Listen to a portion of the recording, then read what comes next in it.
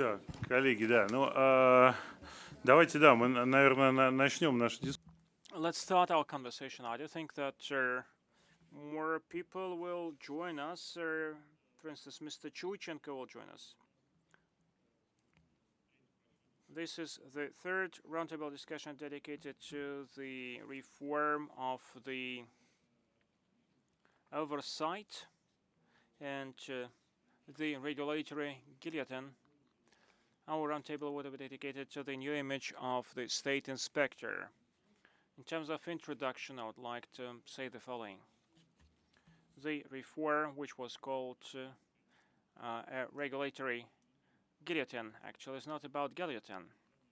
This is not about the cutting and curtailing of the outdated regulations. This is a full-fledged reform which concerns all the areas of public control. Therefore, there are two basic laws. One is about binding regulations, the one which sets how the mandatory requirements are to be set, following what principles and what requirements they have to meet. And the second one is about the mandatory procedures of the public oversight. This is our third roundtable dedicated to the oversight and control reform. We decided to discuss how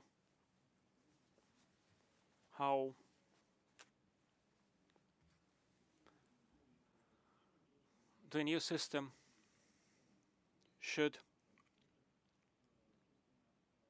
envisage the key figure of its structure, the experts.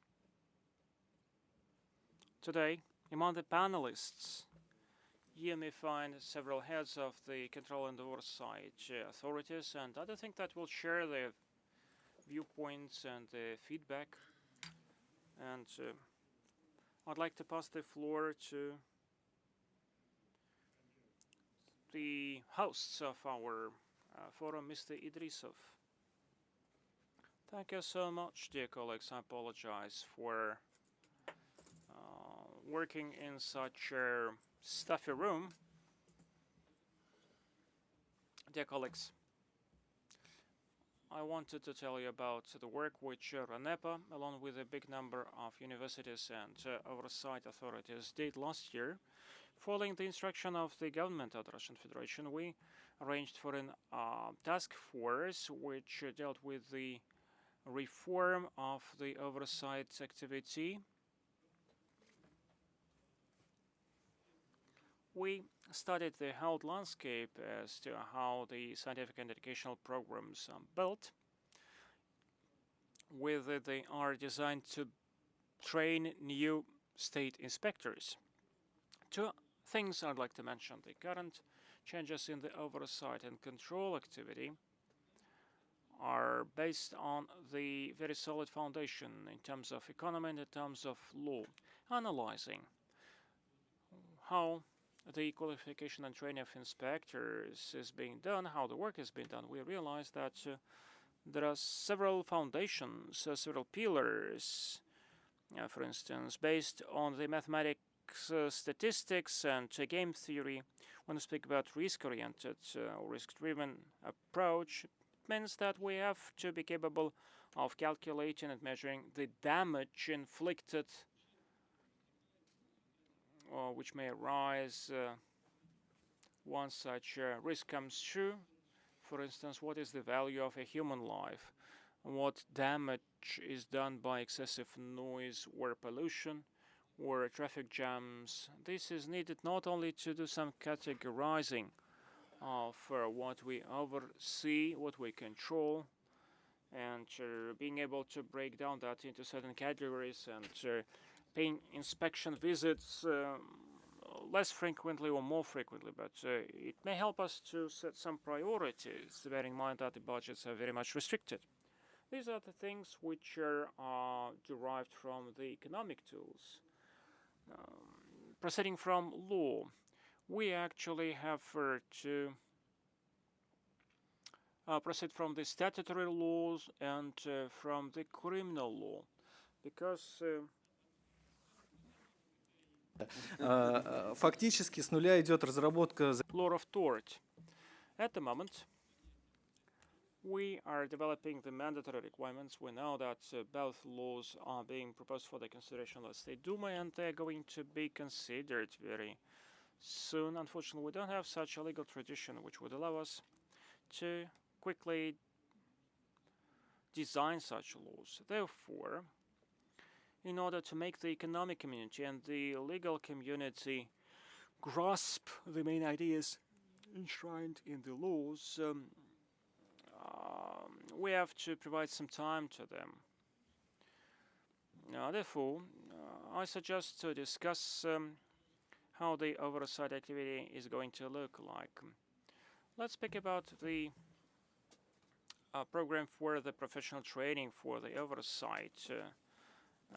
We have analyzed lots of educational trajectories which are followed by the oversight and control inspectors. This work was done together with the education providers, the vocational schools, and the additional education providers and universities and academia. We looked at what mandatory requirements are set for the inspectors, not just rank and file ones, but also the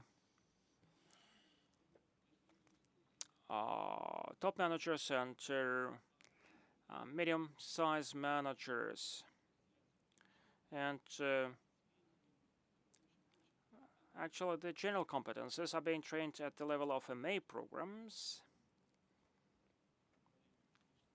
And thank you so much. And this is my presentation. Can you change slides? Here it is. Yes, this one. Slide number 3.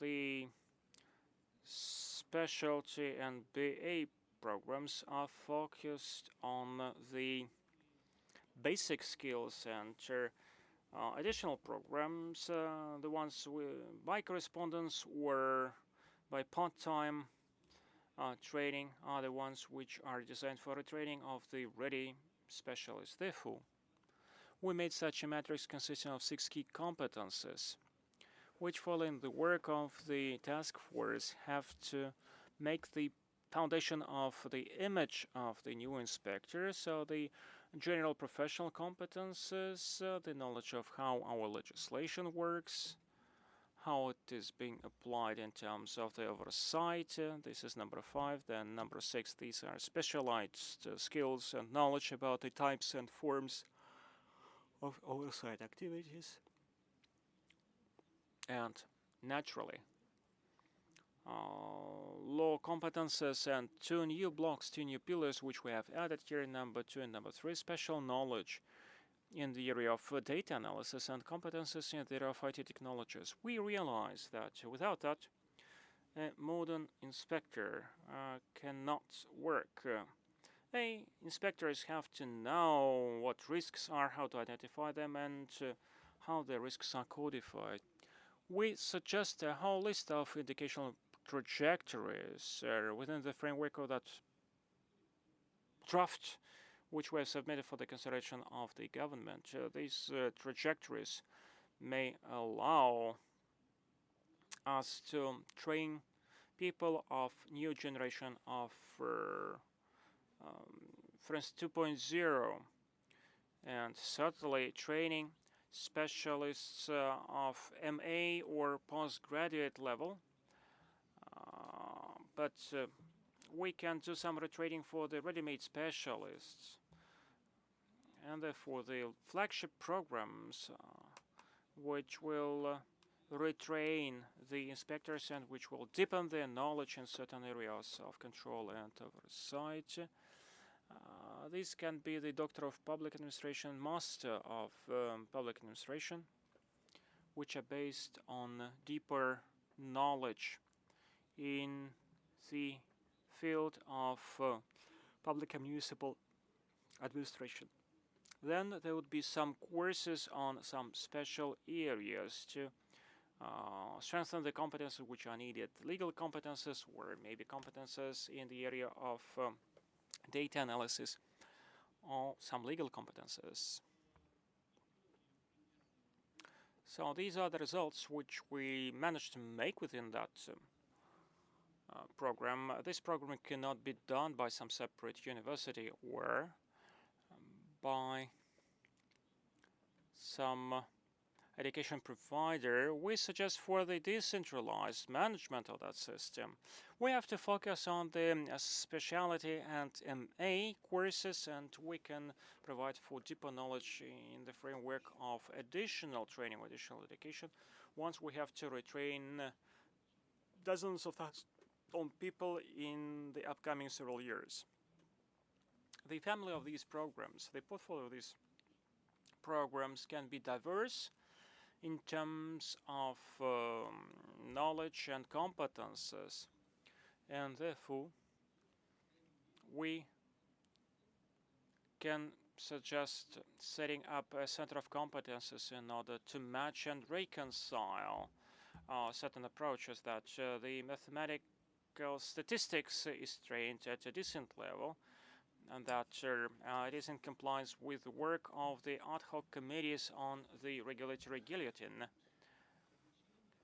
It has to be a training provided in the course of doing business or acting in a certain capacity, not just some isolated process.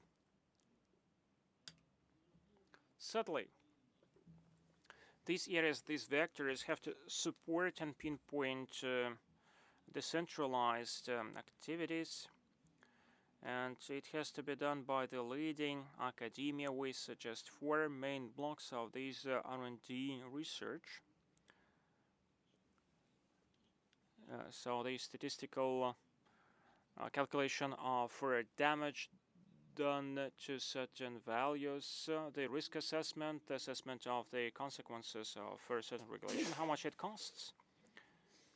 And certainly this is about new technical approaches to how certain regulations can be monitored in a regimen which manages to cut costs. In terms of education, we do believe that every organization has a lot of educational systems, information systems. So it means that everything that can be digitalized, we have to digitalize and monitor it at a distance, online.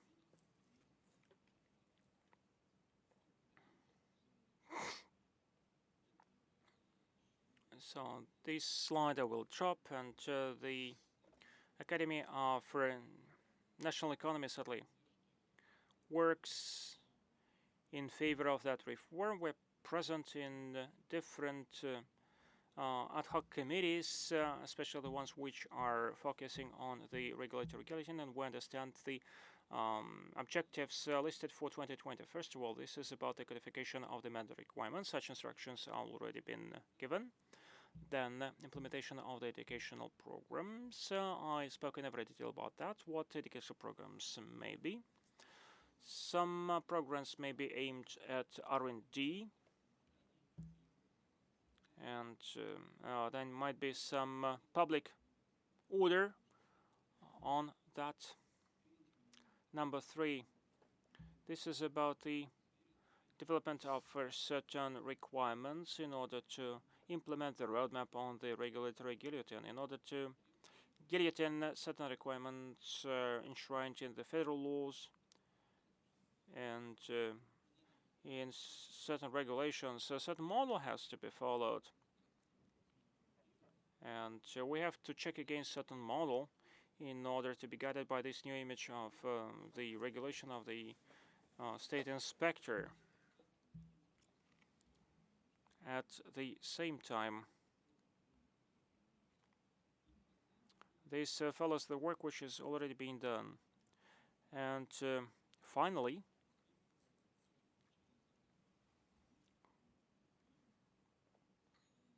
we are going to support this activity scientifically. Thank you so much. Thank you. Thank you for your very interesting contribution. And just like it was said, we focused on that part of the inspector which is related to training such a profession.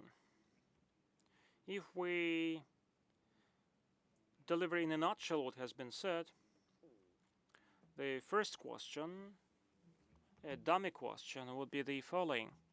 When I speak about special training of inspectors as controllers, and as far as the control is being done in some technical industries, then an inspector has to be very knowledgeable of his own area. It has to be person knowledgeable of engineering, healthcare, hygiene, person who specializes in some technical, biological, and other processes. Therefore, when we speak about some special training done by the inspectors,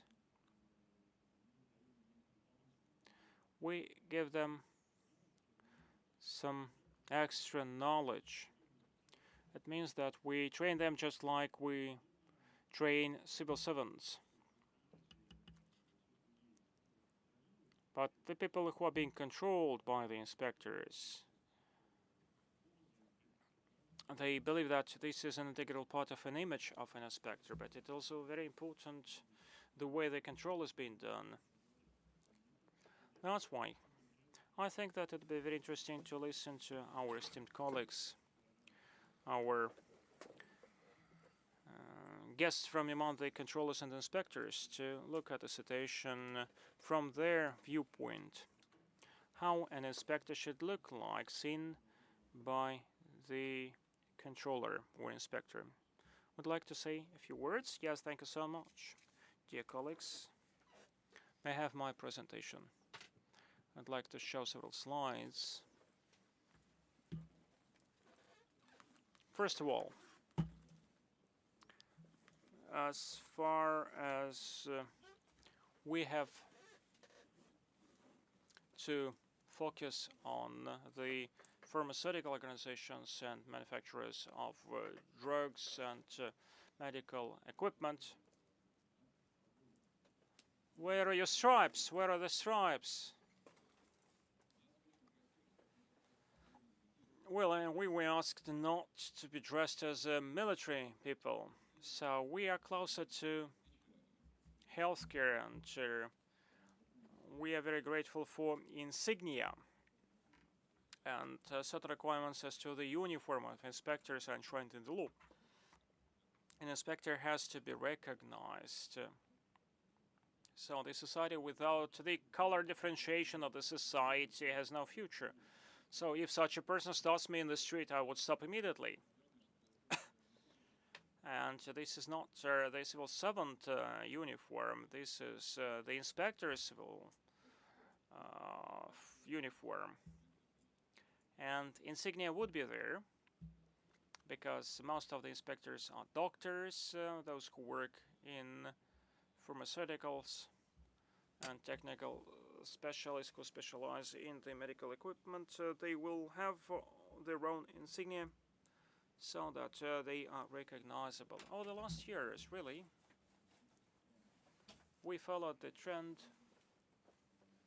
that interaction with business has to be a two-way street based on a partnership. We have presented our project, which has already been implemented. This is about the quality management system, which was developed by the Ministry of Healthcare and which is now being implemented by the medical organizations and which has become a license requirement. Hence, we see certain interaction with the business, which wanted to prove itself, and the pharmaceutical organizations contributed dramatically to the development of these requirements. The new type of control, this is a risk-oriented control, and we are looking forward to the new law being adopted. This is with pleasure that we'll start to implement that. Some short inspectors visits, which will help us to identify certain problems and certain issues in the healthcare and pharmaceutical organizations without necessarily having to spend 3 or 4 weeks there. So the structure of competences of the inspector. As far as we have to master some specific knowledge related to hard skills, they are of key importance. We had to bear in mind the training of the people who we hire, and unfortunately, let me say that hiring just people from the industry does not make it possible to make them inspectors immediately. They have to be trained, or they have to study as apprentices. But at the same time, we have to improve their motivation. We have to focus on the individual development. And the development of not only heart and soul skills became important, but we have to develop soft skills at the same time. We have certain international sites which have to be inspected, which have to be checked, and therefore people have to be fluent in languages, they have to train their memory. It becomes very important. The Academy of the Russian Healthcare Oversight Authority, which we are implementing along with the first medical university, gives its fruits already, and they are using such a method as training of the already trained people. So this is just about exchanging of knowledge, passing of the knowledge from the mature specialists to the young specialists. We have a lot of workshops, so 4 training sessions arranged every year for each one. And on a monthly basis, we have master classes via video conferencing. In 2017, for the first time, we started shifting to the checklist format, and certainly, in order to do that, we had to develop an application which will be used. На плановую проверку с Now, an inspector, when he goes for a plant checking, uses a mobile gadget and downloads the results in the automated system. The professional development of an inspector consists of internships and trainings. We have even started making training films, for example, training film on checking on purchases. In order to, we have made another film called Beware of Stroke, and we have made another film. We have specialized trainings to develop personal qualities and motivation profile. A program of non-material motivation are very serious programs. Here are the results of the assessment. I'm very grateful to the Ministry of Labor for their methodological assessment of motivation, patriotic service, and stress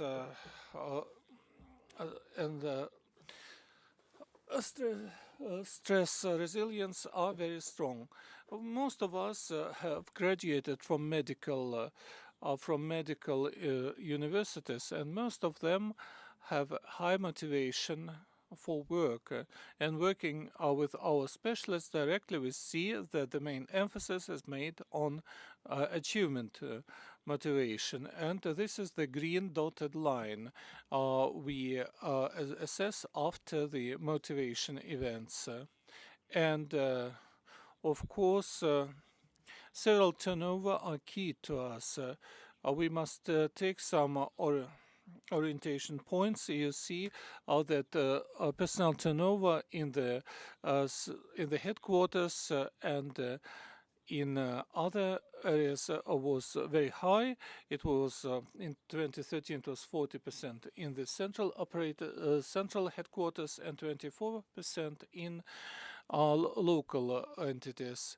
Now it is 17 and 14% respectively. So it has gone down by 50%. So we see the effectiveness of what we are doing. Of course, after the adoption of those laws, which were mentioned by you, Yuri Sergeyevich, we will need to transition to a format of training to unified principles and prevention of administrative violations, and And this is hard skills, and we need to develop them. They will allow us to stay in the single space as regards application of the legislation of the Russian Federation. Thank you for your attention. Thank you very much. And now we'll have to decide when we will suggest your films for a television a prize, and which prize, especially the Beware of Stroke film. This film, Beware of Stroke, is 1.5 year, 1.5 hour long, and it is used. It was made by specialists of the Sklifosovsky Institute, and it will go on for quite. And it has been very much used. Well, I think a stroke is shorter than this film. No, a stroke is much longer. So, in order to prevent strokes in oversight and monitoring, we need to get feedback not only from the oversight bodies but also from those for whose sake oversight has been set up. I have noticed that in our first contributions, the emphasis was on training of inspectors, of making inspectors better. But it would be very interesting to know the opinion of those whom the inspectors control, whether their work is really in demand. And it is perhaps the most important thing for those who are being monitored, who are being checked. It is not so much important what the inspector's qualifications are, but something else. So I would like to ask Alexander Breuermann to tell us about this. How does the situation from the point of view of small businesses look? Thank you very much. I will try to look at it at such verification or checking activities by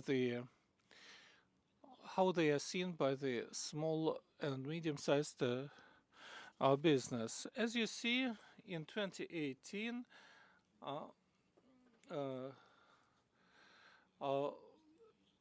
the number of verifications was 2.6 for per enterprise, and in 2019 it was 2.3. And unplanned checkings were more than 93%, and this is a horrifying figure.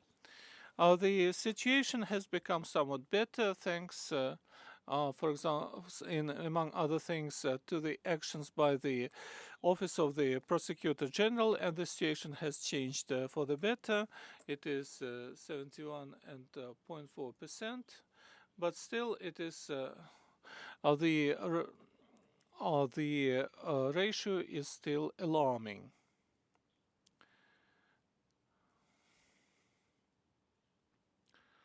It works. Here we have given examples, unfortunately very small, but if you look at them, you will see the situation.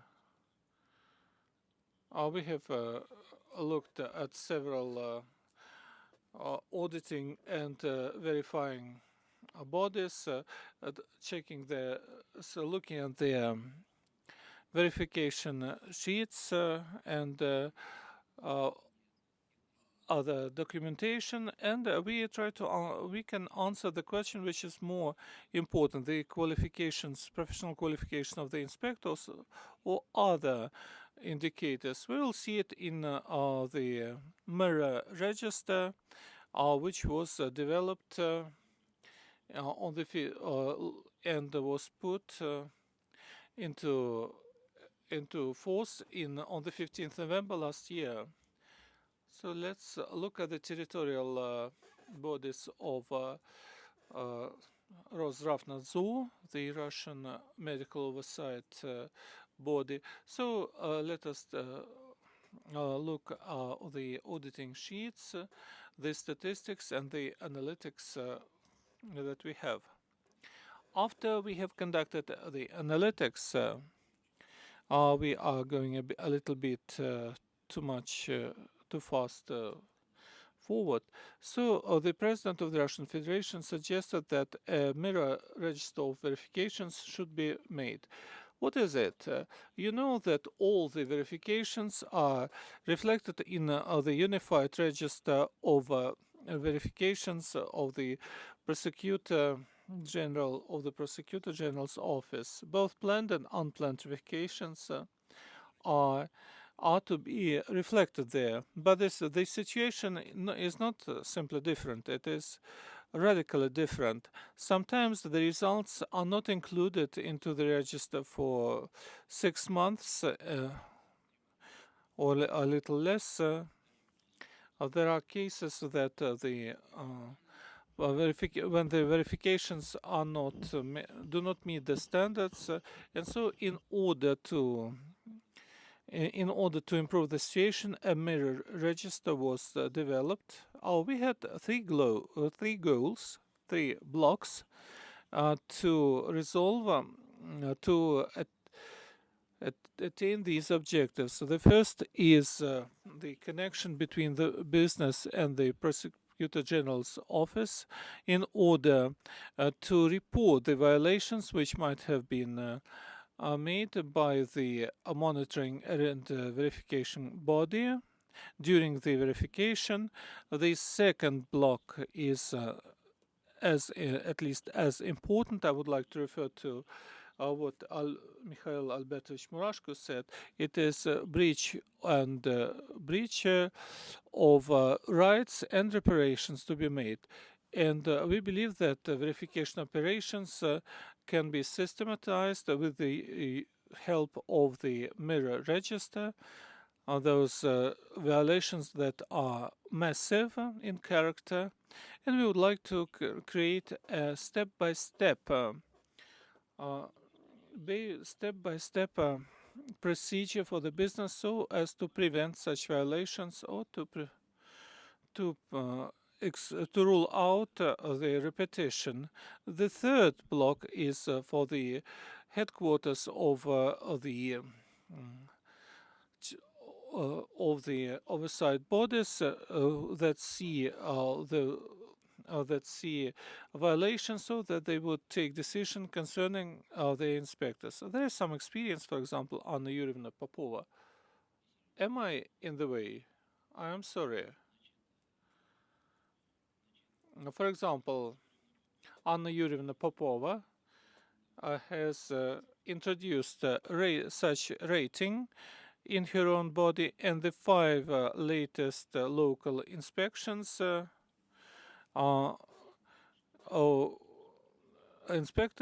inspectors who commit the most violations, they are fired. So these are the 3 blocks which we have discussed with the and which we reported to the President of the Russian Federation together with the Public Prosecutor General.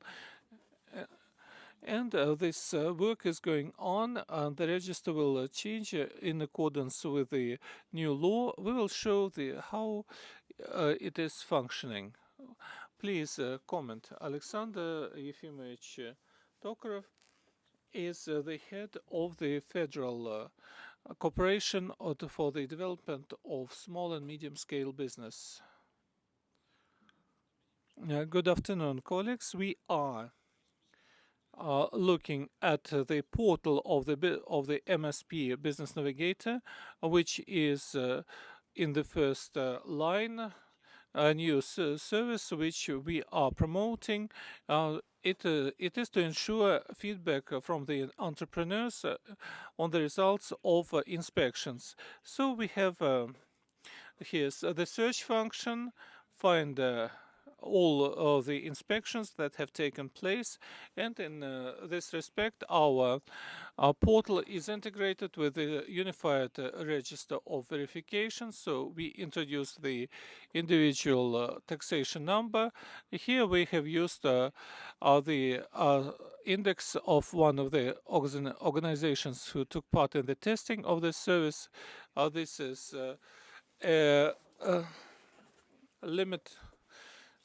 This is a limited liability company from the Voronezh region, and we are using it as an example.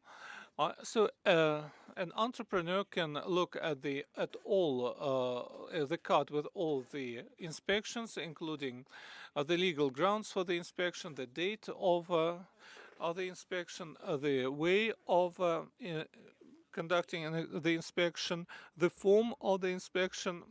So the grounds is Federal Law 294 on inspections, information on the body of oversight for the Voronezh region, the full names of the inspectors who have taken part in this inspection, information on the public prosecutor's office that has allowed this inspection, information on the organization itself, its name, the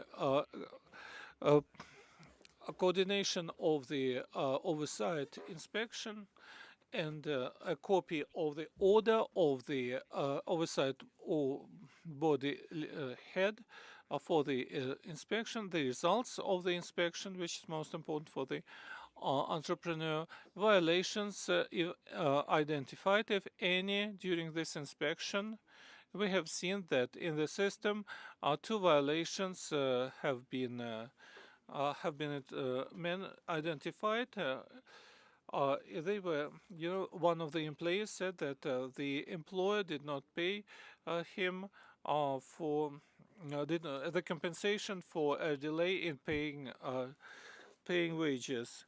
So when the entrepreneur has looked through this information, he can give feedback at the second step.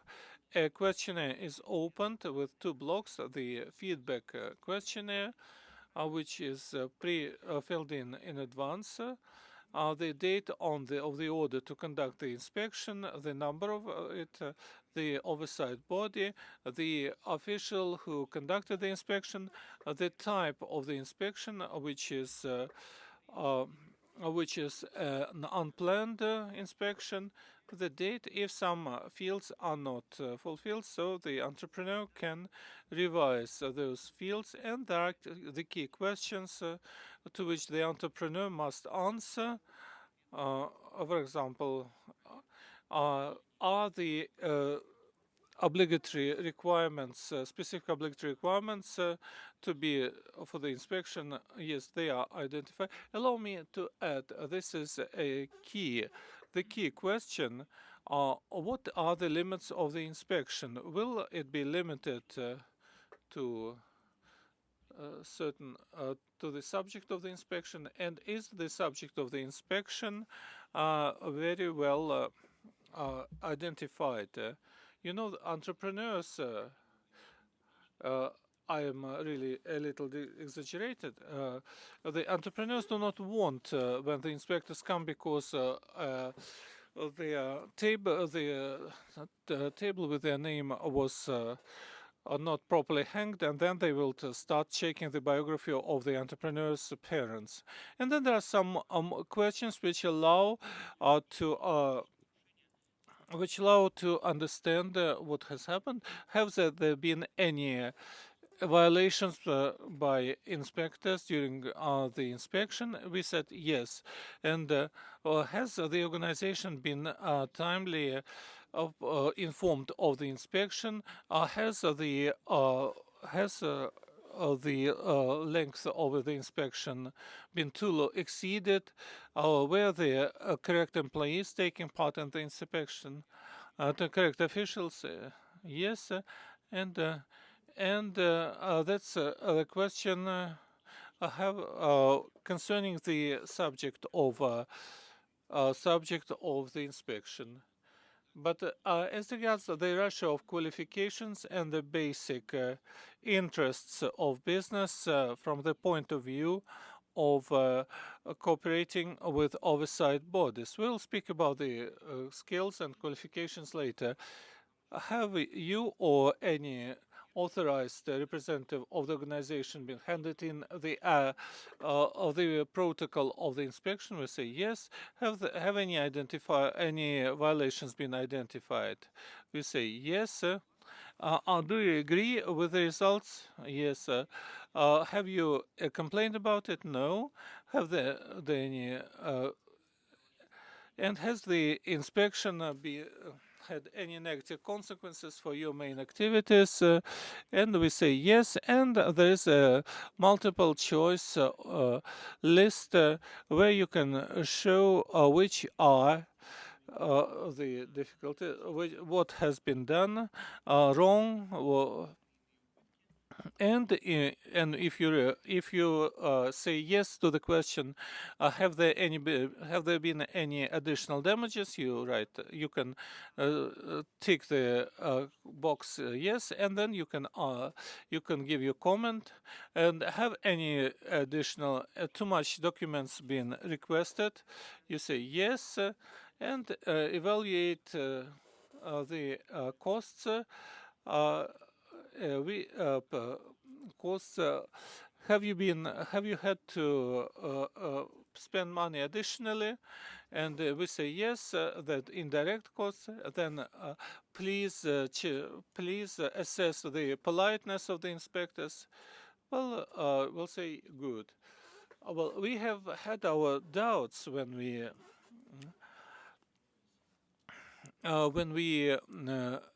developed those issues. We discussed it with various organizations. We were not sure whether those questions were wrong or not, but we have found out that they were already present in the system of assessment of the quality of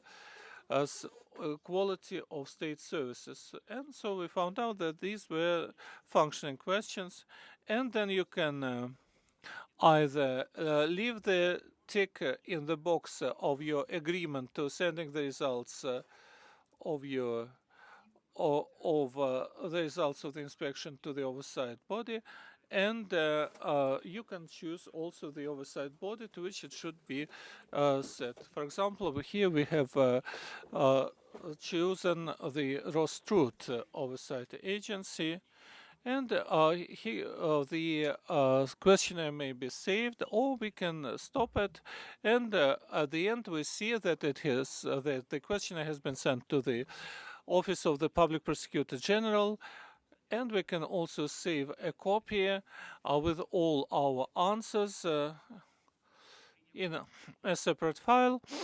And if the entrepreneur wants to make the next step to go to the Public Prosecutor General. A very brief comment on that.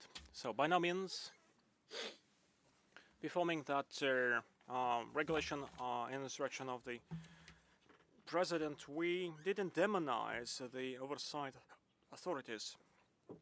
We know that the bulk of the inspectors are protecting our lives. Therefore, this is what we bear in mind in order to make the system more balanced, so that the entrepreneurs do not turn themselves into professional complainants or litigators. We decided to opt out of that. A Business Navigator portal has a resource called Check Your Counterparty or Business Partner, and our visits in the field and work in the field show that we were very right. So actually there are 11 indicators which you may use in order to take a decision whether to deal with that partner or not to deal with that partner. So this is about checking the bank, the suppliers, entrepreneurs, etc. And for instance, if the complaint was filed and time and time again he loses the case, so it means that neither the bank nor the consumers or suppliers will deal with them. They were totally different viewpoints. So whether we have to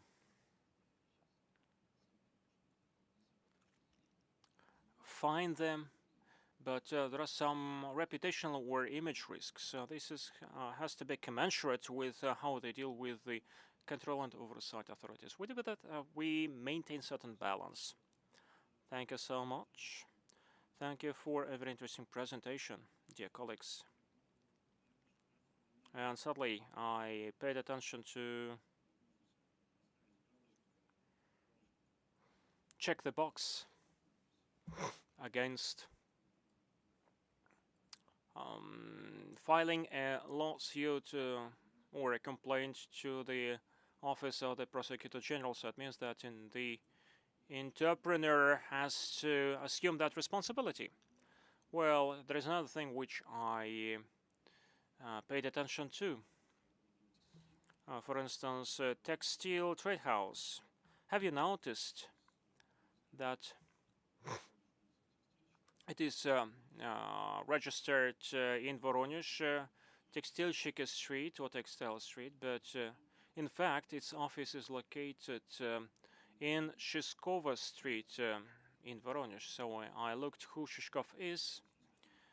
Shishkov is a Russian and then Soviet writer of socialist realism, and he started his career as an inspector of what we may call the Russian environmental oversight. He was the inspector at the level of the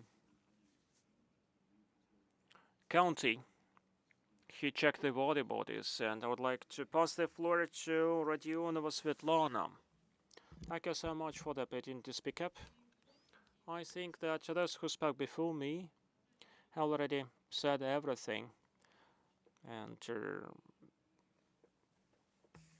I think that Mr. Murashko's presentation is typical of every speaker. Thank you so much for stating that we are not going to demonize the inspectors. I'm going to say something which I'm being criticized for. All the time I have to protect my people, but there is no special types of people or kinds of people. So only fictional movies portray that. These are our people. There are probably too few of them or a lot of them. Actually, I have 28 inspectors who have to deal with 78,000 claims. So these are the organizations or physical persons who require protection. So if the inspector refuses to impose penalties, he would be just exterminated. So there are some systemic errors and mistakes. There are problems. But, for instance, at the moment, I have such, this is my slide, so the very essence of our dialogue. We entered that room and we see that half of people are sitting and half are standing. Some people were asked to actually leave the room and they will not remember why they were asked to leave, what we are speaking about. So they would remember that inspectors expelled them from the room, but this is on the contrary. This is not like that. And we have different people, good or bad. You know why the police is being criticized? Actually, there are lesser policemen, and that's why the bad ones among the good ones are more noticeable. I know how to fill out the registers. I looked at those ticks, and I see that services and control are things different. This is hot and salt, or apples and oranges. And 80% of the motions which I should buy my service will be challenged if the people are wrong. And the court will turn it down immediately. No single motion would be supported. So the entrepreneurs are now capable of protecting their own rights. Once they file a lawsuit, it is a very lengthy process, but I keep saying, please sue us. So this is your remedy, this is your legal right. And we are not gods, so we may make mistakes. And probably you will be capable of showing the real picture if the inspector missed something, or if, for God's sake, he was biased. We can check business only out of schedule, only following some claims or some complaints of the citizens. We do everything so that people could take a picture of for instance, a violation, and the Federal Law 53 actually will be enacted. I'm personally working with the people, and I'm going to the regions listening what people are saying. Both sides, both people are ours. The citizens, the entrepreneurs, and the inspectors. The ideal inspector is a young, healthy, and strong who can do and who still wants to do something. And half of the room here, actually, I remember some people actually sleeping, falling asleep. I read some news on my mobile phone, but still we have to train these people. I got trained here 2 years ago, and it was very helpful. And 50% of them were eager to develop their own soft skills. And it is not as straight. I will not speak about the material difficulties and whether we have enough IT resources. Is it about the distance oversight or elimination of the human factor? I cannot open a one-stop shop service in half of my departments, so that people who deal with the documents and people who receive the complaints are different. And this law, which is about to be adopted, we need it more than the entrepreneurs do, and we knew the ethics code more than entrepreneurs do. And we expect that as a miracle. I keep saying why actually we use double standards. We have to understand how we have to look like. Certainly we have to be polite. We have to be educated. We have to be equipped. We have actually to get prepared for the inspection. And it should not look like that, for instance, some John Doe retires and no one actually knows what happens to the cases and files which he was dealing with. We need many things. Many things actually have been implemented already. We have the ethics code, and we are working with our subordinates. And since 2014, for instance, where I work, they work very well. I'd like to thank you for the novelty which we have here, because here we have the requirements as to the qualification and knowledge of the inspectors. What my colleague said, we do hope that our inspectors would get some extra knowledge.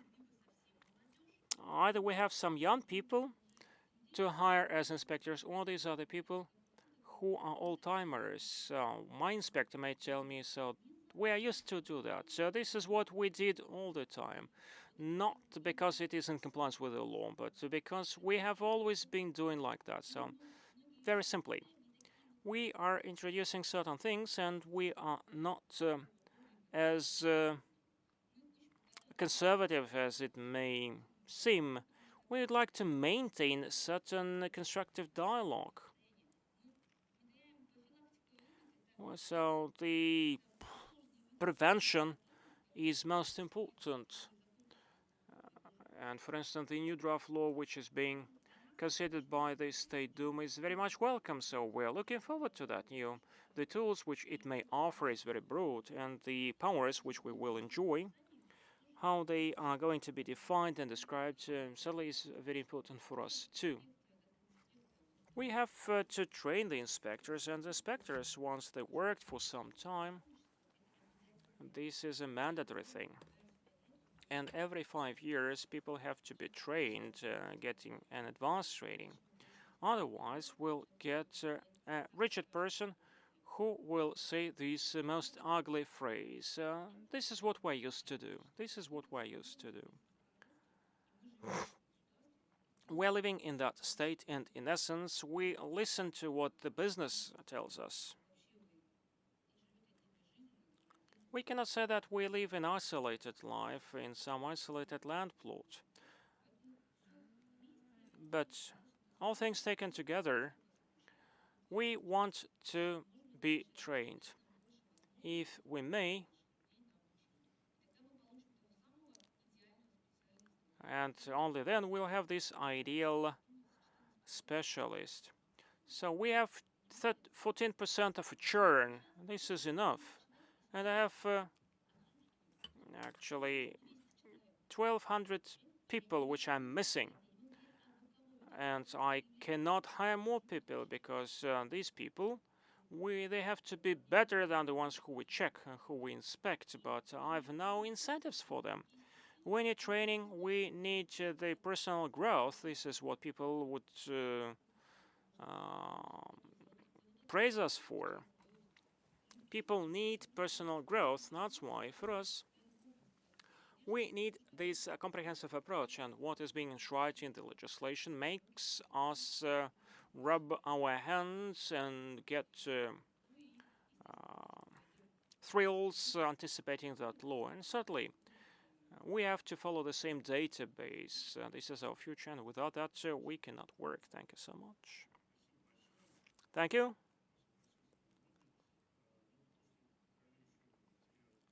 Well,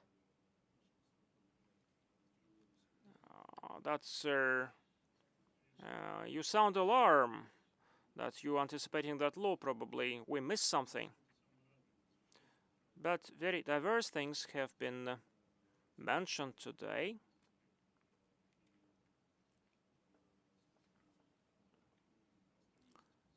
How to build the inspection work. We all understand that in essence we have a gap between what kind of an inspector we want to see, what kind of an inspector the community of those who we inspect would like to see, and what inspectors are there available. There is a lot of shortage in the market. We are still lacking good specialists, and therefore these would be the ones who may offer good bonuses, good salaries and wages that would buy the best specialists. I think it would be very rational that the final statement in our discussion is delivered by Mr. Ivankov, because on the one hand he represents the oversight authorities, and on the other hand he represents the ministry which is responsible for the civil servants and which is responsible for the ethics of the public service. It would be very interesting to hear this integral presentation. May I ask you to answer the question how our need for trained and retrained honest professional inspector, and as Zlana said, would be better than the ones he is checking, how this our demand may match our capacities, which are much less than the ones which are offered by the commercial market. Thank you so much. I think to a big extent I will speak as an oversight authority, but certainly I will touch upon that issue as well. Well, first let me react to what's been said. Svetlana quoted some figures, and we are no exception in that sense. Our churn last year in 2018 was the following. We do not know the statistics for 2019, but in 2018 the churn was 50%, so this is our common disease. That's why the question of training inspectors with regard to the training and the qualifications is of paramount importance. Secondly, what we do so that there is no churn. Again, I will touch upon that question too. If we speak about the labor market oversight, with the help, just like our other colleagues, we are looking forward to the two laws. The one is the oversight code,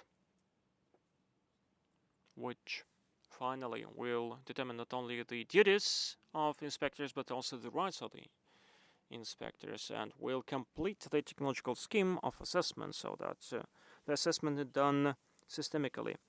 The Russian Ministry of Labor back in 2018 offered a concept to improve the efficiency of compliance with the law, and in the framework of that work, in essence, as we put that, we will build an ecosystem of an oversight.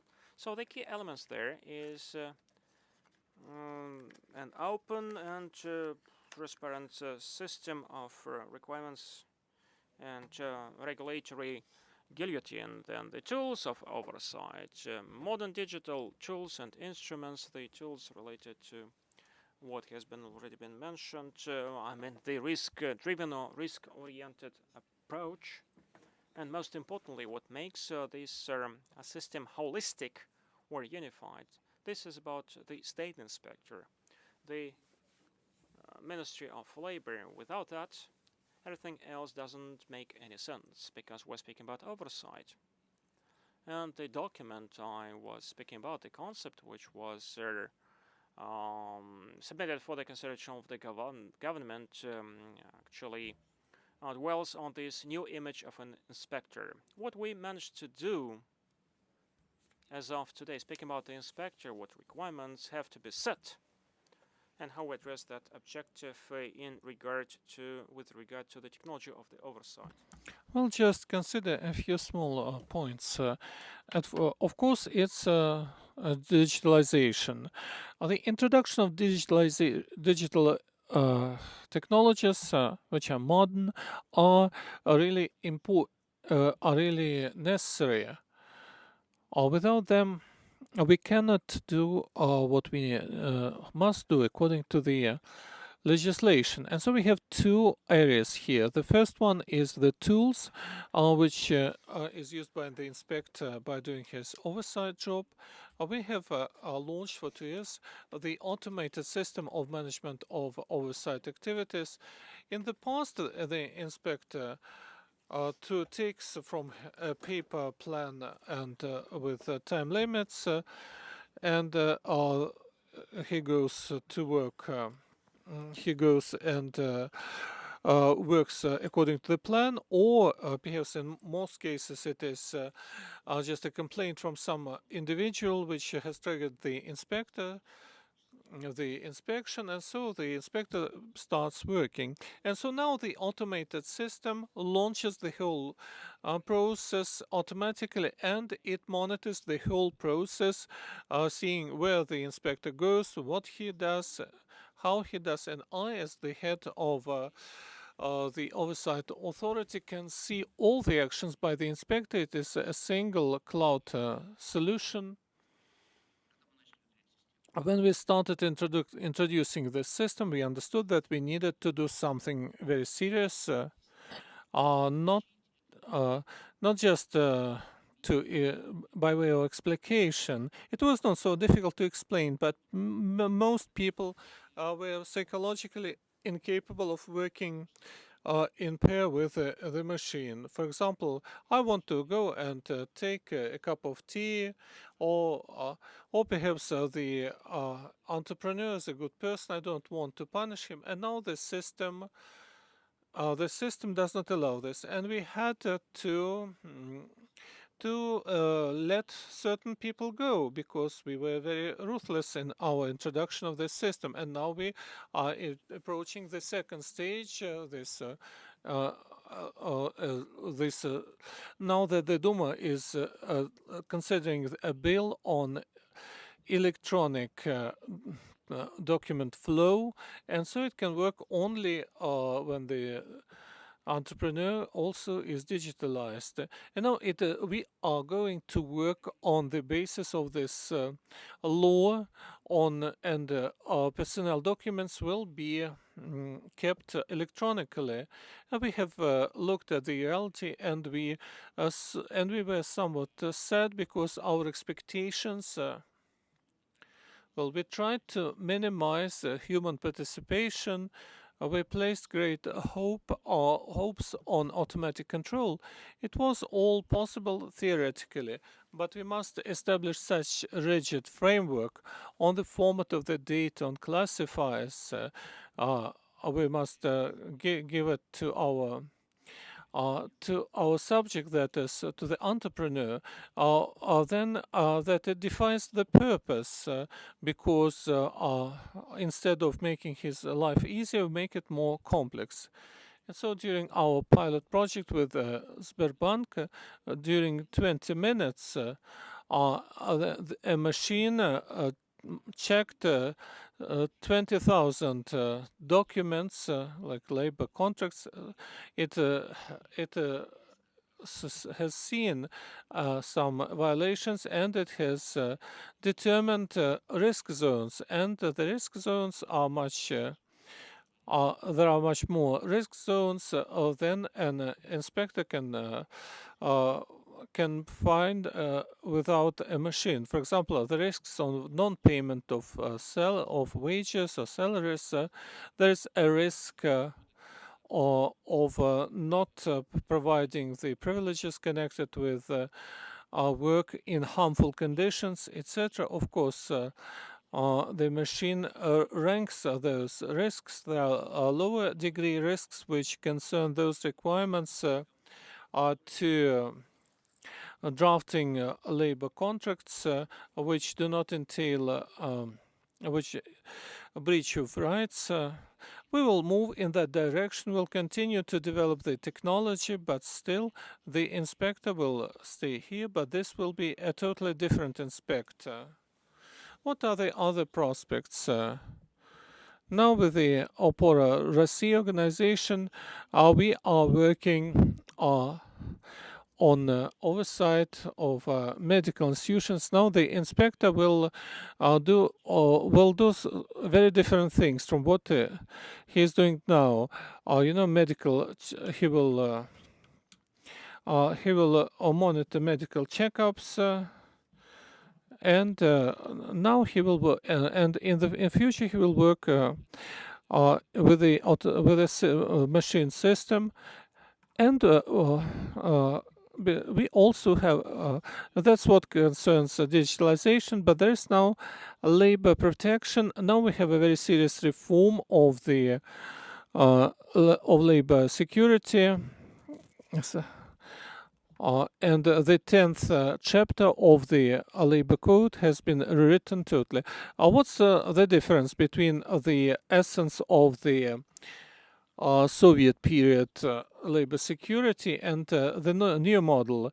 Well, in any, all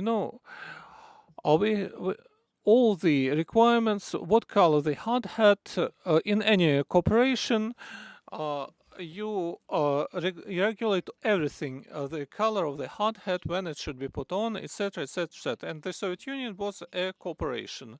It was like this. But now the essence is different. The risk producer, that is the enterprise, must take measures to remove those risks and hazards. And in the past, the inspector had to study the regulations, and then he comes to the enterprise and compares the regulations and the reality. But now the inspector has a totally different task. He must be able to analyze. Of course, the basic requirements still remain in the law, but an inspector must become an expert and analyst in the field of risk management applied to specific technology, specific enterprises, and specific situations. So what do we do in order to train our inspectors? I have already said that we have about 50% of our personnel, and on the some in some ways it is connected with digitalization, because we had to fire a lot of our employees who cannot work with the new system. But as new inspectors come, the system puts them on a sort of conveyor belt and accompanies them. So the legislation changes. Our mentoring appears, and we have another block which we put into practice, the automated the system of testing our inspectors. We keep updating our testing questions, and we do it. We do video filming of those trainings. But this is what concerns how to train the acting personnel to work in new conditions. But the key issue is basic professional training. For years we have been conducting an experiment based on contracts with a number of universities. Now we have 6 of them, including St. Petersburg Technological University, universities in Tольятти, Kazan, Ufa, and other cities, and their programs and their curricula. We have a curricula aimed at teaching modern-day inspectors who know the technologies that we have, who knows what risks are and what are the methods and tools of removing risks. By now, we had in 2019, 2020, we have new people who are teaching to get a master's degree. These are our new personnel, and these are people whom we teach, with whom we work, and we have taken part in writing curricula and courses, and thus we are training those whom we need right now. Of course, it is not. We do not limit ourselves to that. We, for example, today's hosts allowed 512 our employees to improve their professional qualification. It is quite a lot, and people.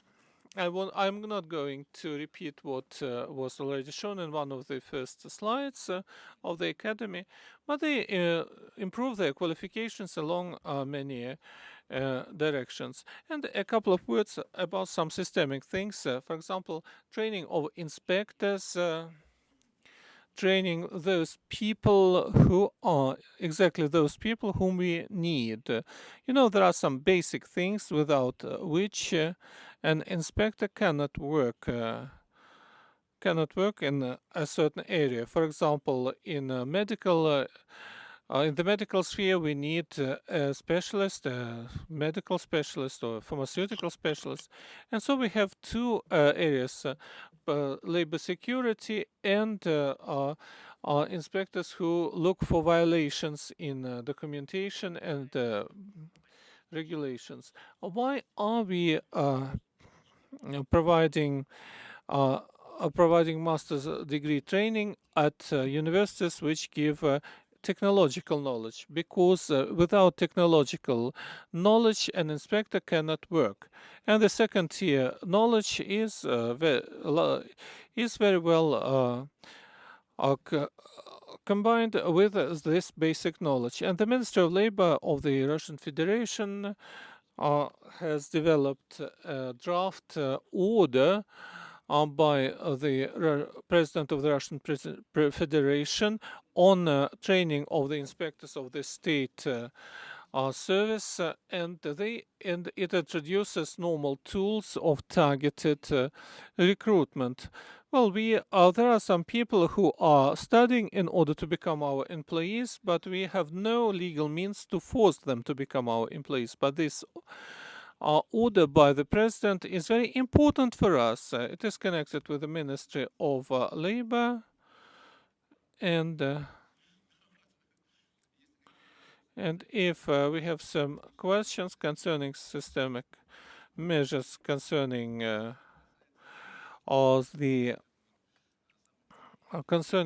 state service, well, I think I have covered them. Thank you. Thank you very much, dear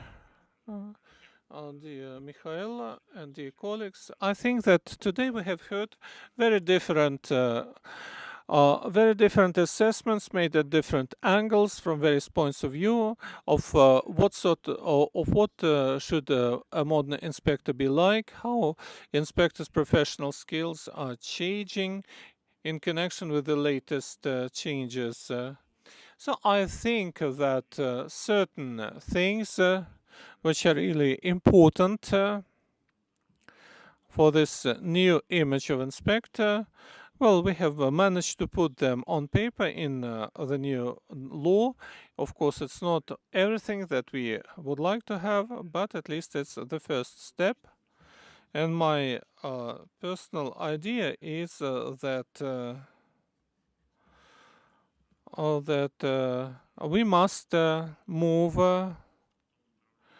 in the direction in which an inspector is an independent procedural subject with a high status, a very good social package, but also with high responsibility for decisions made by him. It is a trend. It has seemed to me that the second conclusion that we can draw from our discussion is that the division of those functions of the inspectors which could be mechanized are both in all the meanings of the word, like digitalization of this process or creating testing algorithms for inspectors when it is difficult for him to go beyond this stencil. Of course, the dream of any restaurateur is to create fast food because it is standardized and you don't depend on the talent of your chef. Every function, there is a conveyor and every function is formalized. But we understand that certain functions may be transferred into the life of the machine. But but we are training and retraining inspectors in order for them to develop professional intuition so that they could go beyond the matrix. And the third conclusion, which we have to draw from our discussion, is that at present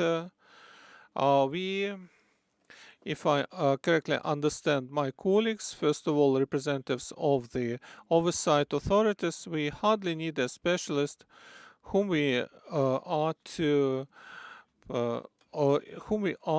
train from A to Z. We need a customized employee and to provide him with the standard set of knowledge, standard amount of knowledge, so that he could work as a representative of an oversight authority, and it should fit in very well with his technological knowledge, which is the basic knowledge. I think we will give the floor to those who would like to ask questions from the audience. And of course, our experts can also ask. And if there are no questions, if nobody wants to say anything, then I'd suggest to wrap up our discussion on this optimistic note and to give an opportunity to those who have listened to us standing up to sit down somewhere to let their feet rest.